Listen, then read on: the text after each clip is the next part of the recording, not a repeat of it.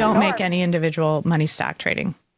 We're out of all individual stocks because I want people to know that I'm not somehow gaining information and enriching myself because of my work in Congress. I guess it was just luck. That was New Jersey Democrat Congresswoman and gubernatorial candidate Mikie Sherrill defending her position on her massive increases in wealth as a member of Congress. We would love to believe her, but thanks to the efforts of the Washington Free Beacon and her own financial disclosures, there's a lot of skepticism. $7 million in stock trades since joining Congress only 6 years ago. Will Congress finally act to prevent what many believe to be insider trading? I'm joined now by the author of Controligarchs, Exposing the Billionaire Class, Their Secret Deals, and the Plot to Dominate Your Life. He's also the Director of Research at the Government Accountability Institute, Seamus Bruner, and Washington and White House reporter for Politico, Daniel Lippman. Seamus, I want to start with you. The annual salary for a member of Congress, about $174,000, yet more and more of them go in sort of middle class, and they come out multimillionaires. How common is this based on your research? Yeah, good morning, Tom. It's very common, unfortunately. On Wall Street, insider trading is a felony. On Capitol Hill, it's a perk. Representative Sherrill, it's very convenient that she's decided not to trade stocks anymore after making as much as up to $14 million is her net worth. It was just potentially as low as 700 when she entered Congress. So they need to ban trading of stock and owning of stock because they can affect the value of their holdings, obviously. Yeah, Daniel, members of Congress, they're allowed to trade stocks. Senator Josh Hawley has introduced something called the PELOSI Act. Tell us about that. What would that do?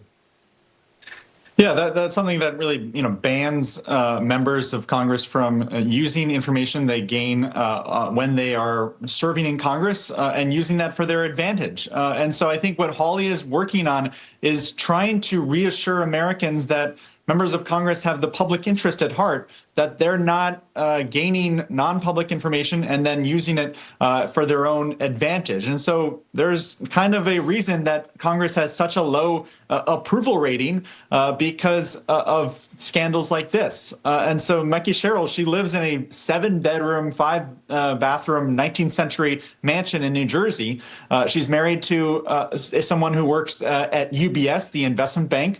And so I'm sure he's pulling down a big salary as well. But when you're trying to lead middle-class New Jersey residents, of course, you need to connect with them. One other point, I think, is that with Donald Trump and all of the kind of business deals that his family has done, that kind of opens the floodgates to members of Congress who say, hey, why don't we try to get rich as well?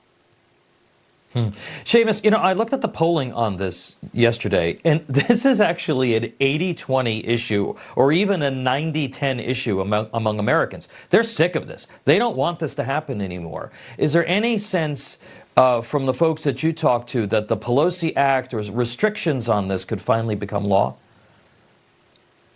The outrage is bipartisan, and the desire to end congressional insider trading is not bipartisan. Nobody wants to end it in Congress. We broke the insider trading scandal way back in 2012 in Peter Schweizer's book, Throw Them All Out. They passed the Stock Act, stopped trading on congressional knowledge. That was supposed to put an end to this. And then they gutted it. Bipartisan, they gutted it at the last minute, took all the teeth out of it. So I'm skeptical that either side wants to actually end this issue. Yeah, look, I know that if you go into the administration, if you're a Senate-confirmed appointee or if you're the president, you have to put all of your stock portfolios into a blind trust. You're not allowed to touch it. You're not allowed to communicate with your I don't think you're allowed to communicate with your financial advisor, and then you also have to file these disclosures. There's got to be something that can be done here. Daniel, I want to go to you on this. I want to switch topics for a second here. And before we go, our own Rob Schmidt introduced us to a woman named Debbie. She's a New Yorker who had an interesting story and a very interesting perspective on Donald Trump. And this is now going viral across the country. Watch. Yesterday, we were out asking New Yorkers about the Tish James probe, doing a little interview right there by Grand Central in Manhattan, and we met a woman named Debbie, who's been living in New York for 50 years. And this woman blasted Tish James, said she loves Trump, says Trump saved her life one night in New York long before he was president, back in the Apprentice days, told us quite a story. Take a listen. Trump saved my life, literally. My dad and my mom passed at the same time. I was in a bad place. I was going towards the Brooklyn Bridge. Don't ask me why, but I was. Donald Trump was standing on 97th Street in Broadway. He was at a friend's birthday party. And when he saw me coming past, I was hysterical in tears. And he gently grabbed my arm. He was like, whoa, wait a minute, are you okay? And he said, well, I don't know what you're gonna do right now, but whatever it is, forget about it. Take it out of your head. Your mom and dad wouldn't want that. And he talked to me till I forgot all about what I was gonna do. So he said, let me pray for you. So when I went to get my keys out of my pocket, and I opened my hand, he had placed a folded up, real small, folded up $100 bill in my hand. I framed it, literally, and this is a true story. He saved my life. Yeah, he did. So anybody that has anything bad to say about Trump, get it, because he's a good man. Daniel, Democrats have been looking for a reset. Tish James, she's not stopping. They're still attacking him. They're trying to not even give him an opportunity to lead. Democrats clearly aren't doing it with their attacks on the president. If this sentiment from this woman, continues to gain traction, how much trouble is today's Democratic Party in? Well, I think Democrats, what they have to remember is that Trump is not going to be on the ballot in the midterm elections, and he's not going to run for a third term in 2028. So they can't really have their entire platform be against Trump in 2028 if they want to take back the White House.